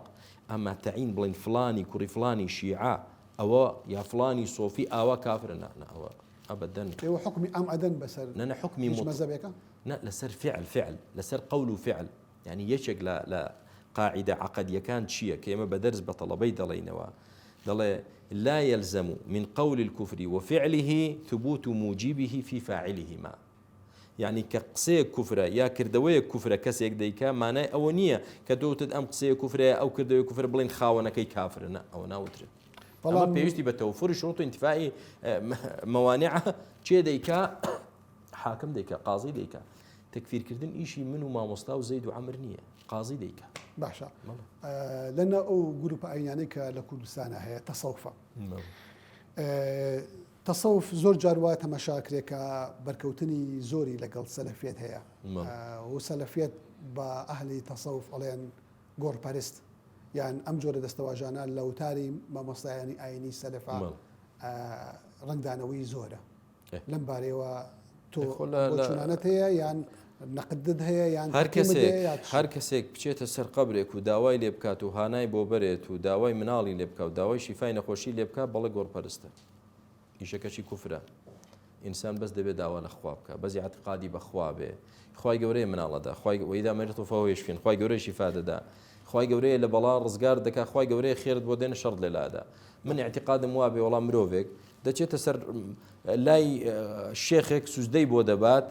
داوای لێ دەکات بە هانایەوە بێ لە کاتێکدا ئەو شێخە خۆی کە نەخۆش بێ بە تاری خاص دەچێتە ئەمریکا عیلاجی خۆی دەکات ئەمە عەقڵ قبوڵیەتی نە عەقڵ نەدین قبوڵی نییە جەنابی شێخ بۆچی خۆشت مادام عیلاجی ئەو هەموو ئومەتە دەکەی کە بێن سوزدە بۆ خۆت بەرن خۆشتن مەچۆ دکتۆر و مەچۆ بە تاری خاص مەچۆ بە وڵاتان بۆ عیلاج وانە بۆیە بەڵێ ئەم شتانە ڕەت کراوەی لە ئیسلامدا قبوڵ نییە بەڵام ئەمە کاتێک کە تۆ بە ناوی ئیسلامەوە دەڵێ ئەوە ڕەت ئەکرێتەوە ئیسلام یعنی قورئان و حەدیث باشە قورئان ڕەتی دەکات پرسیارەکەی من ئەمەیە هەر گروپێکی ئیسلامی ڕەوتی سەلەفیەت بێ ڕەوتی جیهادی و قیتالی بێ ڕەوتی ئیسلامی سیاسی بێ کە دێت بە ناوی ئیسلامەوە بە ناوی مساعدەم بکە بە ناوی حەدیث و ئایەتەوە قسە ئەکا بیر و بۆچوونەکانی خۆی هەڵسەنگاندن و تێگەشتنەکانی خۆی لە قورئان لە حەدیث بەڕێی حەدیث و ئایەت لە قەڵم ئەدا بەما ئەوانی تر ئەسڕێتەوە ئەمە غەڵەتە ئەمە دەرفەت زەمینەی شەڕ و بەرێکەوتن و سڕینەوە دروست ناکە براکەم غەڵەتە تۆ بیر و بۆچوونی خۆت بکەیتە تەرازوو خەڵکی پێویت من دژی ئەوەی دەیان جار و سەدان جار من بە تەڵەبەم وتووە لە دەرس و محاضەرە باسم کردووە عەبدولەتیف نەمیزانە و نەپێوەرە خەڵک بە من مەپێون خەڵک وەکو من بوو چاکە وەکو من نەبوو خراپە یعنی وانی جوۆ بۆ من دەگرن دەڵێ من پێوەەر نیم پێوەەر بریتە لە قورآن و حەدیث باشە بەس دقی قورآن من ئەمە دقی قورآنەوەی دەفەرمێ فلا تدعو مع الله أحدا قورآن وا دەفەرمێ خوا دەفەرمێ کەسێ لەولاوە بچێ هانا بۆ قەبرێک بەرێ دەڵێن کوفرەوە شەریک ئەمە پرسیارەکەیە کە تۆ حکمی ئەو کوفرە حکمی ئەو شیرکە بەسەر گروپێکی ئاینداریە ئەدەیت یان بەسەر تاکە کەسێکە ئەدەیت باشە کە ئەو کردەوەی ئەکا ئەمە بە تێکشتنی ڕاستەقینەی ئیسلام لە قەڵەمەتی قورآن بەڵام هەمان ئەو گروپەی بەرام ناتوانێت ئاەت و حەدیث ناتوانێت بە پێچوانە بەسەراتێکی خۆشت بۆ بژێڕمەوە بەسەراتێکی خۆشت بۆ بژێڕمەوە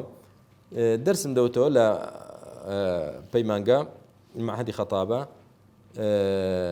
یەکێک دوو قسممانە بوو قسمێکیان ئائیمە و خوتەبا بوو یعنی ئەوانەی لا ئێمە دەیان خوێن مستەقبل دەبوون بە ئیمام و خەتیب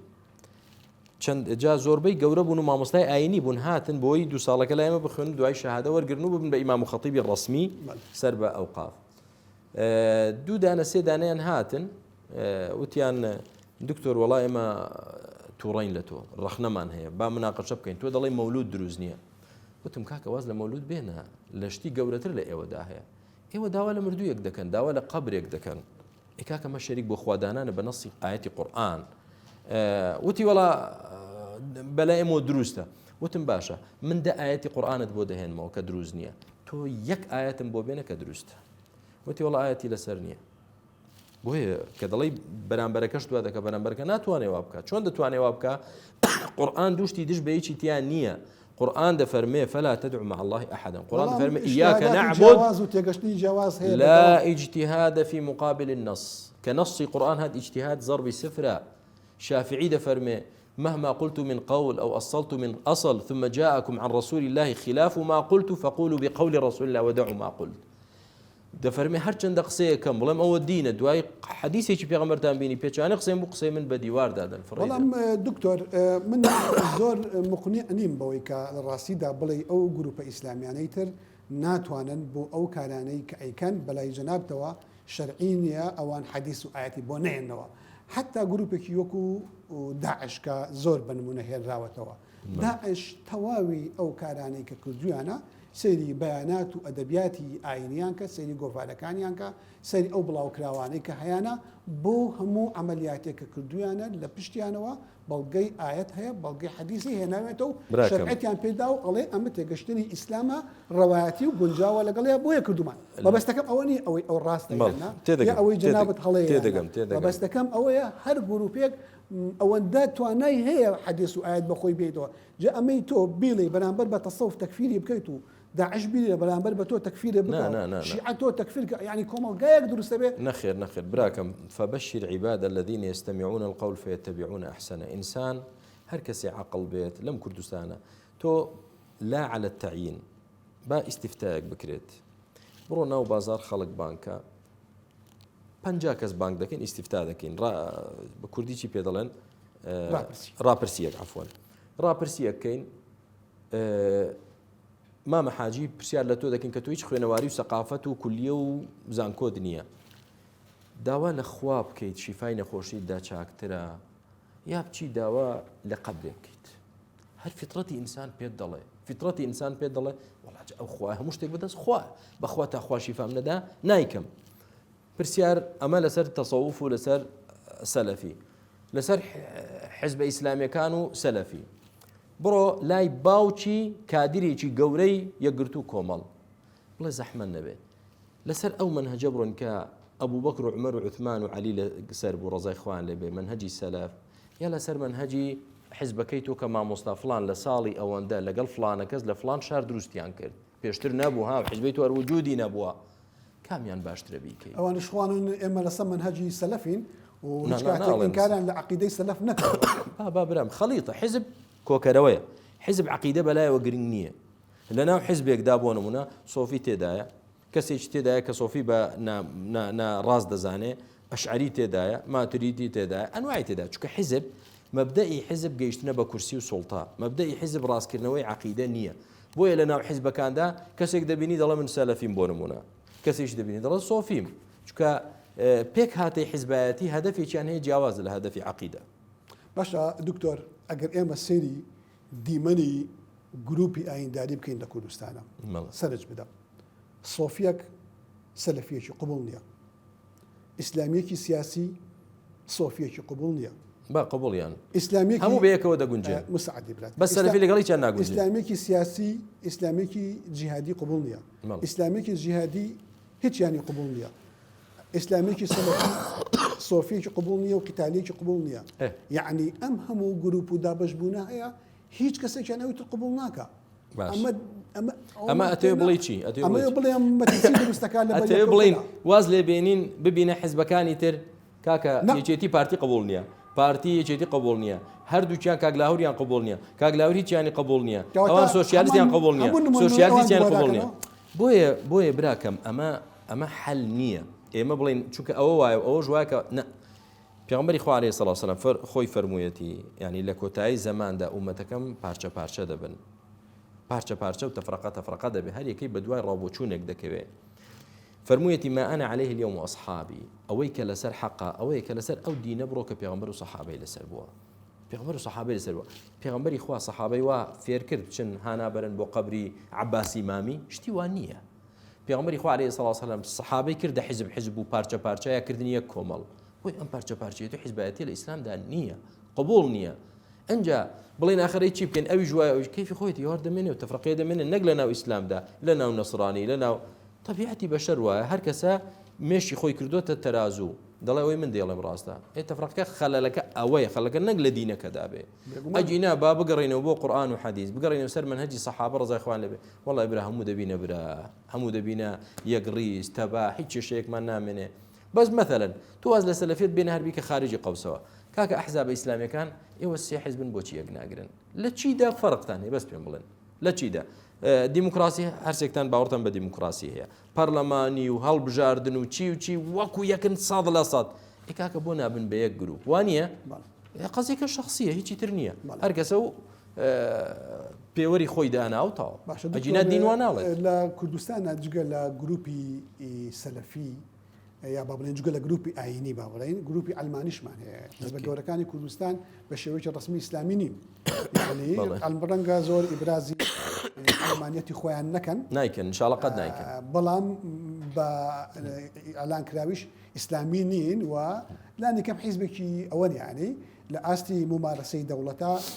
ئەلمانیەتێکی جوزئی پەیڕەو ئەکەن لەم بارەیەوە تۆ مامەڵە لەگەڵ ئەمانە دەکەیت و هەندێکیشان بە وەلی ئەمر دەزانی و لە کاتێکا پێشت وایە ئەم ئەلمانیەتێکی کوفرە خراپە تا ئێستا لەمانەم نەبیستوە بڵێن من ئەلمانیم من نەبیستوە نازانم و بە ئاشکراش من وتومە لە ڕوودا و لە NRT و لە هەموو کەناڵەکان وتومە ئەلمانیەت لای من مەرخوزە و ئەلمانیەت ئەو مەسعەدە نییە کە بەرزمان کاتەوە بۆ بەرزی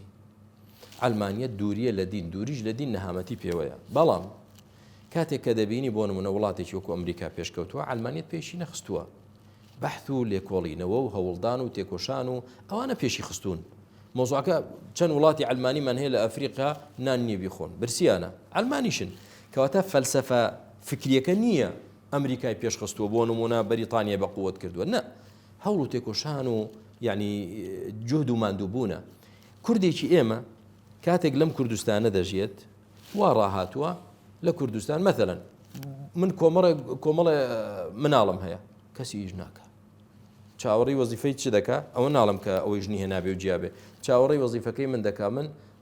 سەری مانگ موچەوەر بگرم لە زانکۆ و تەواو کەسی ئیش ناکە ئەی ئیشەکەی خۆم مەثەلەن نەک هەر من هەموو مۆزەفێکیش ئیشەکەی تانیۆڕۆ ئیش دەکا و تاوا باقی وسەلام کۆمەڵگا ئیش ناکە بەڵام هەر ئەو کوردە کاتێک کە دەچێتە بەریتانیا دەبێت لە حوتی بەیانیەوە تاوەکو هەشتی ئێوارە ئیشکە وایە نە ژنیان ئیش دەکا مناڵیان ئیش دەکا کە بوو بە گەنج هەمووی ئیش دەکا ئیشکردن جارێک کە مقارنەی خۆمان بکەین لەگەڵ وڵاتێکی وەکو سین نیسبەتی ئیشکردن لە سین لەگەڵ لە چاو ئەو وڵاتانەی خۆمان ئەرز و ئاسمانی فەرقا ئێمە لە هەفتەیەکە چەند سەعات ئیش دەکەین ئیشی فعلی فعلەن خزمەت دەکەین شت بۆ بەردەهێنین خزمەتی وڵاتەکەمان دەکەین سەیری ئەوانشکی چەند ئیش دەکەن بۆیە خۆ سین ئەلمانی نین سین لەکوێ و ئەمریکا لەکوێ سین دەوڵەتیشی ئەلمانیا بە نە شوعیە کۆمۆنیستە شوعی کۆمۆنیستە هیچ پەیوەندی بە ئەلمانیەوە نییە با مۆدێلە ئەلمانی نییە بە مەبەستم چییە مەبەستم فەلسەفە فکری ئەلمانێتەکە نیە وڵاتان پێش دەخات نە هەوڵ و تێکۆشان و جد و ئیجتیهادە ئەوەیە من بۆیە بۆیەکی ترم هەیە دکتۆر باسی یەکەم بەس بەر لەوی بچمەسەر ئەو تەوەریە مۆزوعێکی دیکەیە پێم خۆشە لە بابەتی ئیشکردنە بێمە سەریا چالاکی ناو ژیانی گشتی ئەوان بە یەکەوە ژن و پیاو وەک یەک کێس یەک بازوو کار ئەەکەن بەشداری ژیانی گشتیەکەن بەشداری بەرەمهێنانەکەن بەشداری چالاکیەکەن مالک بن نەبی مێژولوسێکی گەورەی ئیسلامە کۆمەڵناسێکە جەنابە دەزانی جەزائیریە ئەم پیاوە ئەڵەیە یەکێک لە سەبەبەکانی دواکەوتوی گیانی ئیسلامی ئەوەیە کە ژن بەشداری بازاڕی کار ناکە ژن بەشداری بەرەمهێنان و پرۆسەی ژیانی گشتی ناکە ئێوە تێگەشتنتان چییە بۆ بەشداری ژن لە ژیانی گشتی و لە بازاڕی من لەگەڵەوەم بژن ئیشکە بەڵام لەکوێ ئیشکە ئەوەیە فەرقەکە لەوەدایە ینی خۆی سێ ڕاهەیە سێ بۆچوون هەیە لەمە بۆچوونێکیان ئەو بۆچوونە یعنی تەقلیدیە کە ژن بە هیچ شێوازێ نابێت لە هیچ شوێنێ نەبخوێنە نە ئیشیشکە ئەمە لە ئەسڵدا ینی توراسی ئیسلام نییە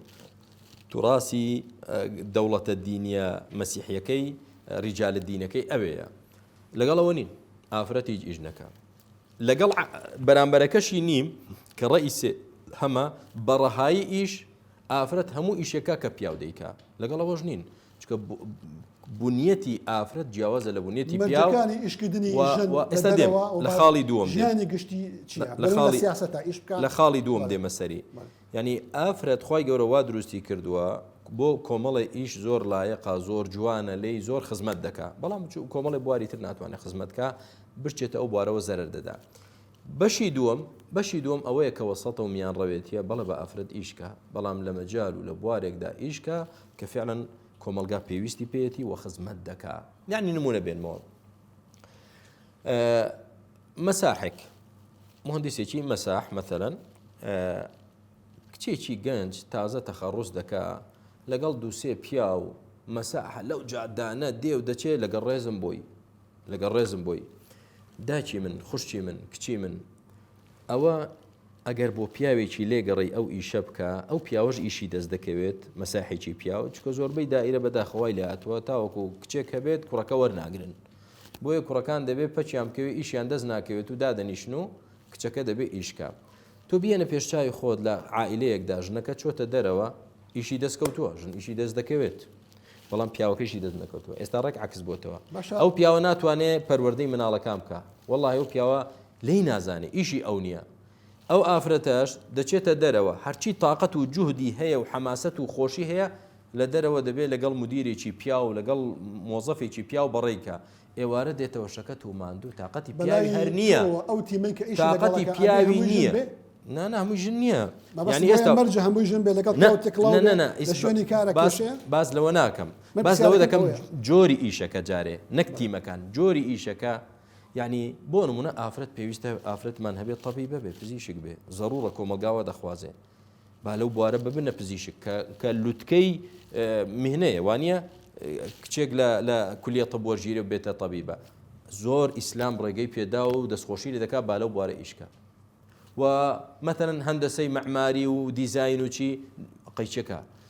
یاخود وەکو مامۆستا و تربیە و دەرزوتنەوە قەیچەکە بابیکە ئەمە هەندێک بوار هەیە ئیشی ئەو نییە ئیشی ئەو کە بچێ ئیشی تێدا بکە بۆیە ژنە لە ماڵەوە نەما کە لە ماڵەوە نەما پیاوە تا ئێوارە ژنی لا نییە ئێوارە ژنە دێتەوە شەکەت و ماندووە ئەو پیاوە بیر لە خراپە دەکاتەوە بیر لە عیلاقەی تر دەکاتەوە ئەو ئافرەتەش ئەوەندەی کە بۆ دەرەوە خۆی دەڕازێنێتەوە و ئەوەندەی مطیع و گوێڕایەڵی مدیرەکەیەتی لە دائیرە بەڵێ قوربان بەڵێ گەورەم چی بکەم ئەوەندە گەورەم و بە قوربانی مێردەکەی خۆی نابێت بۆی کۆمەلگات تێک دەچێ براکەم کاتێک کە دەڵێن ئەوروپا و چی و چی پێشکەوتووە بەڵێ تۆ ئیش بکەی ئینتاجت دەبێ بەڵام ئایا خێزان لێک هەڵوەشاوە لە ئەوروپای لێک هەڵنەوەشاوە خێزان لێک هەڵوەشاوە برا خێزان وجودی نییە قیمەتی نییە بەهای نەماوە ئەوانەی ئێمە کە چوونەتە ئەوێ ئەوان بێزارن بەڵام تازە تا ئێرەیان ڕۆ چوە ناتوانن لەوێ مناڵی بووە مناڵەکەی لەوێ خوێندوێتی مناڵەکەی گەیشتو تا زانکۆ تازە چیش بکە و مناڵ لەگەڵی نایەتەوە کۆتایی هات ناتوانێت بەڵام بڕۆ بیدوێنە هەمووی بێزارە لەو ژیانە بێزارە لەو ژیانە حتا خۆیان یعنی ماوەی پێشوو لە بەریتانیا کە چۆم جیرانێک ئەو ماڵی کە لێ بووم جیرانەکەیان پیرە مێردێک و پیرێژنێک بەتەنهان کەسیان لەگەڵ نیە دایک و باوکێکن ژنە هاتووە خەریکی سیارەکەی چۆن چاچی کار ڕاوەستا بوو وتم سبحان الله ئەم پیرێژنە لای ئێمە بێ لەسەر سەرمانی دادنین نەنیکمان و دا پیرەمان کە هەبێ لەسەر سەرمانیدا ئەمە دەبێت ئیشکا فەقیرە ئەمە دەبێت ئەوە وەزیفەکەی بێ یا ئەو پیرەمێردە کەسی لەگەڵ نییە یا دەینێرێ بۆ خانەی پەکەوتان بۆیە براکەم من لەگەڵ ئیشم بۆ ژن بەڵام بە ضەوابطی خۆی بەڵام زاوبیتەکان لە ڕاستیدا هەر ئەوەندەت پێوتم کە هەندێک ئیش جۆری ئیشەکان و ئەو تیمەش ئیشی لەگەڵ دەکات ئەو تیمە ئیشی لەگەڵ دەکات نابێ ئافرەتێ بە تەنها لەگەڵ پیاوە لە ژوورێک بێت چۆن لەگەڵ تۆ لەگەڵ مدیرێکی پیاو بە تەنهابی براکەم جارێکی لەگەڵ بەشداری کردنایی لە ژیانی گشتیە بەسەلەن بۆ نمونە میدیا بۆتە بێژەرێک ژن بێ من لەگەڵەوە نیم لەگەڵ ئەوەنی بێژارێکی ژن هەبێ بۆیش لە کەناڵی ئامۆژگاری نیمانە لەگەڵ چی لەبەرچی لەگەڵی نیم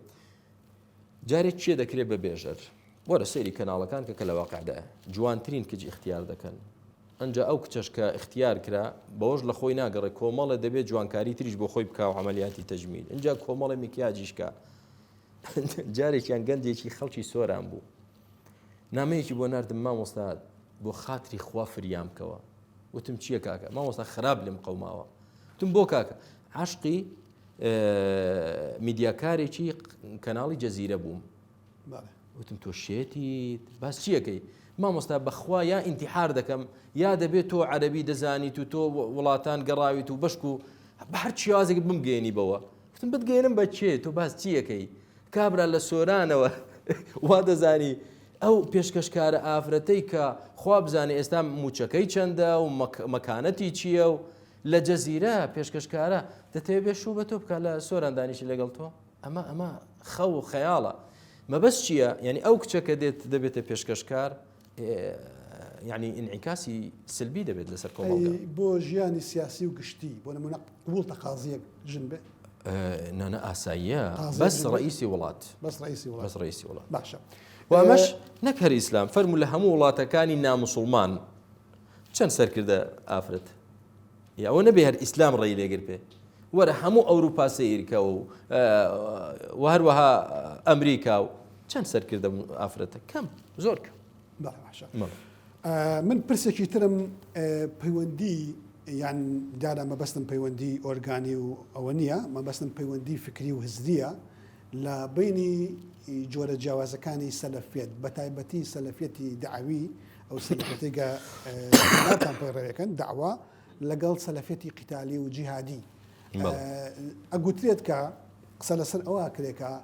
سەلەفیەتی دعوی لە کۆمەڵێک ڕووی گرنگەوە هاوبەش و هاوفکرن لەگەڵ سەلەفیەتی جیهادیە بۆ نمونە لە ڕەتکردنەوەی ئەلمانیەت لە ڕەتکردنەوەی بۆ نمونە پەرلەمان کە تەشریع دابنێ لە ڕەتکردنەوەی بیدعە و ئەم بابەتانێکە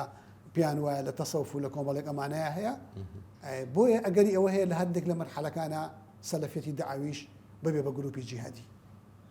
وەڵام ئەمە دوعا دەکەن خوا هیدایەتی ئەوانەدا کە بە خۆیان دەڵێن سەلەفی جیهادی واز بێن و تۆبە بکەن و هیچی تر نێن بە ناوی جیهادەوە وڵاتانی موسڵمان تێک بدەن خەڵکی موسڵمان بکوژن ئەوانە بە هەدەف بگرن داعش دروست بوو بۆ نمونە داعش دروست بوو ئایا کە داعش دروست بوو چوو یەخەی ئیسرائیلی گرت وتی بۆچی قودست داگیر کردووە نە چوو لە یەخەی ئەمریکا بگرێت لە ئەمریکا بدا نە هات سنەی لە ناوبرد لە سووریاش و لە عێراقیش سنە مەزەبەکەی لە ناوبرد و کۆتایی پێنە قەتڵ و عامی زۆرێکی کرد بۆیە نەک چاوەڕێی ئەوەمەکە ڕۆژێ لە ڕۆژان ئەوەی کە سەلەفیە و داعوە دەکات ببێ بە جیهادی ئێمە ئومێدی ئەوە دەکەین ئەوەی کە بە حساب بەخۆی دەڵێ سەلەفی و بەڵام بەغەڵەت لە جیهاد تێگەیشتووە خوا هیدایەتیان داواز لەو فکرە بێنن چونکە جیهاد لە ناو وڵاتی موسڵماندا ناکرێت جیهادی چێ دەکەیت ئەوەی کە دەیکوژیت و ئەوەی دەیگریت و موسڵمانە ئەگەر جیهاد دەبێت جیهادی کافر بێت جیهادی کافریش دەبێت دەوڵەت بیکە کاک بە عیسابات و بە تاقم ئەو شتە ناکرێت دەبێت دەوڵەت بیکە دەوڵەت تەبەنایکە بۆیە ئەسڵی ئەو تەقسیمە جارێ ئەسڵی ئەو تەقسیمە غەڵەتە بەس خەڵکانێک بوونی سەلەفی جیهادی بوونی سەلەفی جیهادی غەڵەتە بوونی حیزبێک بە ئەلمانی نایکات بە گروپێکی مرتد کە شەرعێت با بە جیهادکردن لەگەڵیان ئەسانی کاکە مامۆستاومێت بوونی بە ئەلمانی هەستا من وتم ئەلمانیت دوو جۆری وتت نا مامۆستا ئەلمانیت ئەمڕۆ ئەوە نییە کەواتە کەواتە ئیمام شافعی ڕەحمەتی خوای لێ بێ دەیفەرمەوە کەسەی کە سیحر دەکات پێی دەڵێن صف لەنا سیحرەک جارێ زەحمە نەبێ بۆم باسی سیحرەک بکەوە چ جۆرە سیحرێکە تۆ دەیکەی بۆی کاتێک کە تۆ حکم لەسەر بەرامبەر دەدەی دێ بزانی بەرامبەرەکەت بناسی الحکم على شيء فرع عن تصوره يعني جارێکیان والله مەسئولێکی گەورەی باڵا یەکێک لە ئەو دوو حیزبەی پارتی وێچێتی باڵا زۆر وتم بێ زەحمەت پرسیارێکم هەیە حەزەکەم مەجلیسێک بوو خەڵکی زۆر بووین وتم حەزەکەم پێناسەیەکی دیموکراسیم بۆ بکەیت ئەوتی مامۆستا دیموکراسی یعنی ئازاد بین ئێمە میلەتی کوردی ژێر دەستەی بەعز بووین ژێر دەستەی عەرەب بووین با ئێمەش نەفەسێک بدەین با ئێمەش کیانی خۆمانە بێ ئەنجا دوای ڕوون کردە کۆمەڵی مامۆستا بڵێم وتم سیرکەن ئەو پێناسەکەیتی بۆ دیموکراسی لای ئەو دیموکراسی ئەوە نییە خوا حکم نەکات و حکم بۆ میلەت بێت و پێچەوانی شەرعی خوا بێ ئەوە تێگەشتۆ کوردیش سەر بەخۆ بێ مافی خۆی هەبێ وەڵا کاک ئێمەش لەگەڵەوەین کورد سەر بەخۆی مافی خۆی هەبێ بەڵام دیموکراسیت بەمانە فەلسەفیە فکرەکەی خۆی کە سوڵتە بۆ شەعب بێ سوڵتە بۆ خوانە بێت ئەمە جیاوازە نابێت دروست نییە ئەلمانیەت تۆ پێم بڵێ وەڵاگەر کەسێک ئەلمانی بێ هەر کەسێ بڵێ من دینم ناوێ دەبێ لادینی بم ئەلادینیە لادینی کافرە بەڵام ئەمڕۆ بڵێ وەڵا ئەمانە لادینین ئێکاکەوانیە کابرا بەخۆی دەڵێ من مسڵمانم مەزهبم شافعیە تۆ چۆن دەڵێ مە ئەلمانیە ئەلمانی نییە بەڵێ ئەو ئەسڵە عەقیدەیانەی ترکە هاو بەشە لە بینی گروپە جیهادیەکان و سەلەفێ دەعاویەکانە مەسەلەی وەلا و بەڕا و ئەوانە مثلا وەلا بۆ گروپی و ئەم چەمکە زۆر غەڵەت تێگەیشتون وەلا و بەڕا خۆی چۆن وەکو دەڕەجێک ینی پێپلیکانێک پلە بە پلە کە پلەی یەکەمت غەڵەت بوو دووەمیش غەڵەت دەبێت سێمیش غەڵەت دەبێت ئەوان لە پلەی یەکەمدا بە هەڵە حاڵی بوون پلەی یەکەم لای ئەوان تعریفی مسلمان و کافر چێیە لە مۆزوعی تەکفیر بە هەڵەدا چوون بەلای ئەوانەوە ینی هەیەنەوە توێتی 1995 میلەتی کورد کافرە ئێتۆ 1995 میلەتی کورد کافر بێ کەواتە هەر چاو بوون و قێنە و شمشێر بوەشێنە هەر لە کافر دەدەی بەر مسلمانێک ناکەوێت 1995 کافر بێ یعنی 1995 میلەتی مسلمانی کوردت بەلاوە کافر بێ ئەنجە دوایە دێن پلە دوو دەست پێ دەکات پلە دوو چیە و پلە یەکەمی دانە بەغەڵەت پلە دووەکەی وەلا و بەڕا چییە ڕقم لە کافرە من کەواتە ڕقم لە چییە لەم میلەتە کوردە هەموویەتی ڕقم لەیەتی مرحلە سێ دێ جیهاد دێ جیهادی چێ دەکەم جیهادی ئەمانە دەکەم مرحلە چوار تەقینەوەش حەڵاڵە لە ناو چێ وەرە ناو بازاری سلێمانی بیکە کۆمەڵە سیلسیلەت الأخطاء بە دوای یەکدا دێ بەس دەی بیگەڕیت وەرە ڕۆڵە گیان وەرە چی کافرە بۆ کافرە باوکی کافرە دایکی کافرە بۆ کافرە کاکە بۆ کافرە بەڵێ دکتۆر من پرسیارەکانم تەواو بوو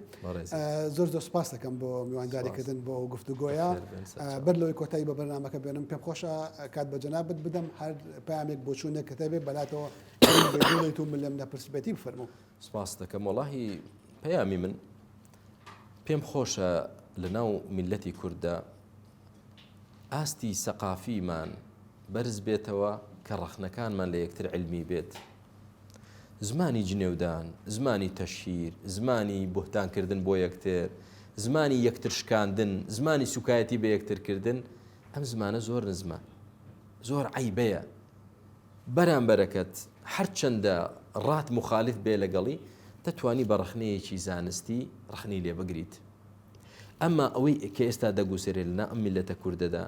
وەڵڵاهی هەندێک جار ئینسان دەڵێ مع الأسف باشە بۆ ئەم میلەتی ئێمە لەو ئاستەدایە کاکە ڕەخنەیەکی زانستی بگرە کەسێک جنێو دەدا کە فاشیلە کە دۆڕاوە کە هیچی پێ نییە ئەمما کەسێک کە بەڵگەی پێبێ حەقی پێبێ بۆ جنێو دەدەم دێم ڕەخنەی زانستی دەگرم بۆی من نەسیحەتم بۆ هەموو لایەک یعنی جارێ وەکو کە تۆ مسلمانی پێغەمبەر عەلەیهی سەڵات وسەلام دەفەرمێ سیباب المسلمی فسوق جنێودان فاسقێتیە عیبە تۆ بۆ خۆت فاسق دەکەی جنێو بۆ مسلمان دەدەی پێغەمبەر عەلەیهی سەڵات وسەلام يعني باسی غیبەت و نەمیمەی بۆ کردوین ئەوە کەبائرن ئەو کەسەی غیبەت کە ئەو کەسەی نەمیمەت و دوزبانی بکە ئەو کەسەی کە بوهتان بۆ یەکتر بکە ئەمە ناچێتە باشتەوە بۆی با ئێمە لە ناو یەکتردا گومانی خراپ بە یەکتر نەبین ئامۆژگاریەکی برایانە و نەرممان هەبێ لەگەڵ یەکتر بە زمانێکی زانستی لەگەڵ یەکتر بدوێن لە یەکتر لە بیان و نەبین حەز بە شکستی یەکتر و تەشهیر بە سومعی یەکتر نەکەین. زۆر سپاس بەڕێز دکتۆر عەبدوڵەتیف ئەحمەد کەسایەتی دیاری ناوڕۆکی سەلەفی کوردستان زۆر سپاس دەکەم بۆ قبولکردنی جارێکە زۆر سپاس بەڵێ بینرانی بەڕێز خۆشەویست ئەوەی کە گوێتان لێبوو گفتوگۆکردن بوو سەبارەت بە هەندێک پرسی پەیوەست بە ڕوتی سەلەفیەت و ڕوانگەیان بۆ واقعی هەرێمی کوردستان هیوادارم ناوەڕۆکی بابەتەکە مای سەرنجی هەموو لایەک بوو بێ ڕێز و سڵاوم بۆ هەموو لایەک و سڵاو و تایبەتیم فەرموون.